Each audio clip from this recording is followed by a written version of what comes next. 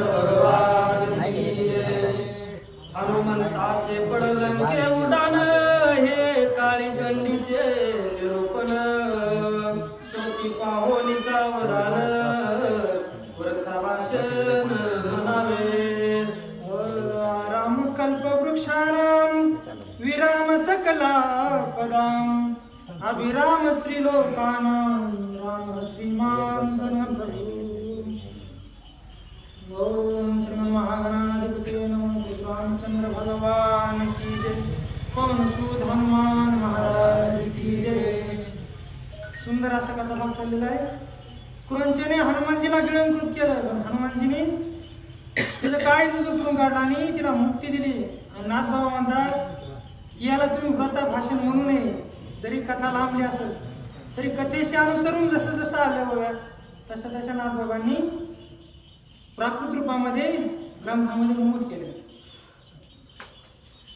हे तव रामायणी कथा जरी मी बोलिलो व्रता तरी तारक तत्वता यावरी श्रोता क्षम कीजे। यावरी श्रोता क्षमा कीजे। नाथबाबा म्हणतात बघा मोठे माणसं असतात कितीही ज्ञानी असले तरी श्रोत्यांना क्षमा मागतात। नाथबाबा म्हणते चुकून जर माझ्या ओघातून माझ्या वाणीतून काय जर एक्स्ट्रा गेला असेल तर मला क्षमा करतात। पूजितम राम रामेती मधुरम मधुर अक्षरम आरुह्य कविता शाखा वंदे वाल्मिकी कोकिलम। जसं वाल्मिकी महर्षींनी रामायण संस्कृत मध्ये लिहिलं त्याला अनुसरून नाथबाबांनी जशी जशी देवबुद्धी देते तसं तसं प्राकृत मध्ये वर्णन केलं। नाथबाबा म्हणतात जर माझ्याकडून माझ्याबद्दलचं काय गेलं असेल जास्त अवांतर झाला असेल क्षमा करा असं नाथबाबा त्यांच्याशी विनंती करतात। पडलंकेच्या बाजारी एक उरली वरदानारी येर मारेल्या समग्री केली वरी हनुमंते। हनुमंतांनी क्रोंचेसे सगळ्या राक्षसींचा काटा काढला आणि एक म्हातारी म्हणजे उरलेली पडलंके बाजारी आणि तिला हनुमानजी काय बोलतात ऐका। वृद्धेकडे हनुमंत कृपा दृष्टी अवलोकित उशेन तो सांगे व्रतांत नाहीतरी घात मी करेन। विनोवानी दृष्टीने हनुमानजी त्या वृद्धेकडे पाहतात। आपल्याला काही विचारायचं म्हणल्यानंतर विनोवानी केल्यानंतरच ते व्यक्ती आपल्याला बाकीचा वृत्तांत सांगेल सीताई साहेबाबद्दल माहिती देईल अशा दृष्टीने हनुमानजी तिला विनवणी करून विचारतात। आणि जर विनवणी करून नाही सांगितलं तर तुझा घात करीन म्हणले त्यामुळे आई साहेब तुम्ही व्यवस्थित माहिती सांगा अशी विनवणी हनुमानजी त्या वृद्ध राक्षसीला करत आहे। येथोनिया पुढारी लंका हे किती दुरी येरी मने राहिली माघारी पाहे पहारी कळसांच्या। इथून पुढे लंका किती दूर असं हनुमानजी त्या वृद्ध राक्षसीला विचारतात। त्याबद्दल ती राक्षसी हसून म्हणते हनुमानजी तुम्ही पुढे आलात म्हणजे लंका पाठीमागच राहिली तुम्हाला पाठीमागे जावं लागेल असं ती वृद्धा हनुमानजीला संदेश देते बोलत। परतोनी पाहे लंकापुरी रावण मंदिराची थोरे कनक कमळ कळसाची हारी माडिया गोपुरी रत्नांक। आता म्हणले रावणाच्या लंकेचं वर्णन करू लागली ती सोन्याचे कळस रामाला रत्न हिरे माणिक मोती अशा हारी लावलेल्या वर्णन करू लागली की अशी लंका तिथून पाठीमागे तुम्हाला मंदिराचे कळस दिसतील त्या ठिकाणी रावणाचं निवासस्थान आहे म्हणले आणि रावणानेच सीतेला अपहरण करून आणले अशी ती वृद्धा हनुमानजीला सांगू लागली। कैसे शोभती रत्न कळस तेज लोपविती तरनिस लंका देखो निसावकास अति उल्हास हनुमंता। बघा आसुरी संपदा धर्मोदर स्वाभिमानस्य क्रोध पारुष्यमेवच अज्ञानम चाभिजातस्य पार्थ संपदा आसुरी। आता रावण भक्त आता पण भक्त कसा भक्त नाही मिळालं की हिसकून आणायचं पुष्पक विमान हिसकून घ्यायचं जिथे जिथे त्याला चांगली चांगली गोष्ट दिसेल तिथे तिथे त्याने हिसकून आणण्याची प्रवृत्ती ही आसुरी माणसाचं लक्षण असते।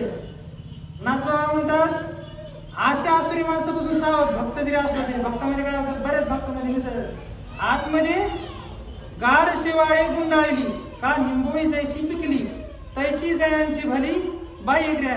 माऊली सांगता जसं गारपिटीला वरून शेवाळं लागतात ती जर आपण खाल्ली तर आपला प्राण जाऊ शकतो. का निंबोळी जैसी पिकली म्हणजे निंबोळी आतमधून विष असताना बाहेरून पिकलेली असते. निंबोळी आला परी तो कावळे अशी कावळ झाला. म्हणजे जसं लिंब पिकतो ते फक्त कावळ्यालाच समाधान कारण आतमध्ये विष आहे. ते जे विष आहे ते उगून टाकण्याचं सामर्थ्य फक्त कावळ्याला. म्हणजे अशी माणसं आसुरी प्रवृत्तीची माणसं बाहेरून इतके गुढ वागू शकतात. चांगला माणूस तेवढं वागू शकत नाही. चांगल्या माणसाला माहीत असते पुढचा माणूस वाईट त्याच्यामुळे ती किंमत येत नाही. मग माऊली म्हणतात अशा माणसाचा संग विवर्ज करा. म्हणजे रावण भक्त होता मुंडके टाकून त्यांनी शिवाला प्रसन्न केलं पण वृत्ती आसुरी. मग हे दंभोदर्प अभिमानस्य क्रोध पारुष्यमेवच अज्ञानम चामी जातस्य पार्थम संपदा मासुरी. असे गुण त्या माणसाकडे पण संपत्ती असते. म्हणून रावणाची जी लंका होती कळस सोन्याची हिरे जडी पण आपल्याला कधी कधी भास होते नाही ह्या माणसाला खूप संपत्ती. आता खूप संपत्ती पण तो माणूस चांगलाच असेल कशावरून तो रावण पण असू शकतो. मग एक वेळेस देव नाही कळाले तरी चालेल एक वेळेस साधू संत नाही कळाले तरी चालेल. पण माऊली म्हणतात आसुरी प्रवृत्तीची माणसं ओळखणं याच्यासाठीच पारमार्थ आहे. नाम तर स्मरण करायचेच पण त्याबद्दल आपल्याला अशा आसुरी प्रवृत्ती रावणासारखे जे श्रीमंत माणसं त्यांची आसुरी प्रवृत्ती काढली म्हणजे असे नाथ बाबा वाणीतून प्रकट करतात. शोधावया श्रीरामकांता घर दांडोळी घेईनाता जा जावो निलंकनाथा करीन घाता राक्षसांच्या. हनुमानजी म्हणतात सूक्ष्म दृष्टी बुद्धिमत्ता वरिष्ठ. आता म्हणले मी लंकेमधलं प्रत्येक कोणा ना कोणा घर ना घर प्रत्येक मंदिर आणि जिथं जिथं मला विरोध होईल त्या सगळ्या राक्षसांचा मी घात करीन आणि सीताई साहेबाचा शोध घेईन. म्हणजे थोडक्यात भक्तीचा शोध घेईल असं हनुमानजी सांगतात. मरोनी इंद्रजिताचा प्राण त्याशी करीन कंदन रणी मारीन राक्षस गण सीतारत्न शोधावया. सीताई साहेबासाठी म्हणले मी इंद्रजिताचा वध करीन म्हणले रणकंदन करीन अख्ख्या लंकेची रांगोळी करीन पण सीताई साहेबाचा शोध घेऊनच मी परत प्रोग्राम जाईन असे हनुमानजी मनातल्या मनात निश्चय करतात. कोणी राक्षसींचे वचन मागे दे कोणी लंका भुवन करोनी वर फाटे किरण आला आपण लंकेशी. राक्षसींचं वर्णन ऐकून हनुमानजीने उलट किरण मारलं म्हणजे जागेवरच उड्डाण नाही घेतली आणि परत लंकेमध्ये त्यांचं प्रस्थान झालेलं आहे. रावणाचा विजय केत त्याचा पुढचे